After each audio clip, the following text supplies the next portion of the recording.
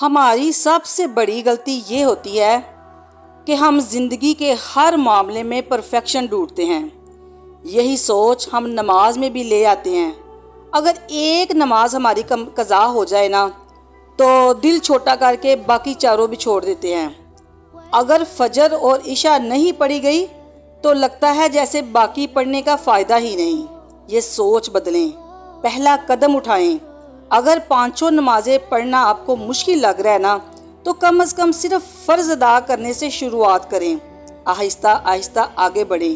اگر 5 وقت قائم نہیں ہو پا رہے تو پہلے 1 وقت کی پابندی کریں، پھر 2 کی، اور یوں ترتیب سے 5 نمازوں پر آ جائیں۔ کم از کم قائم رہے۔ جتنی بھی نمازیں ادا کر رہے ہیں نا ان پر مستقل مزاجی اختیار کریں۔ پوری نہ پڑھ سکنے کے خوف سے نماز کو بالکل ہی چھوڑ دینا شیطان کا دھوکہ ہے۔ 5 نمازیں ادا کرنا بہترین اور اصل مقصد ہے، لیکن ایک بھی نہ پڑھنا بہت بڑا نقصان ہے۔ آج اسے نیت کریں، جیسا بھی ممکن ہو اپنے رب سے اپنا تعلق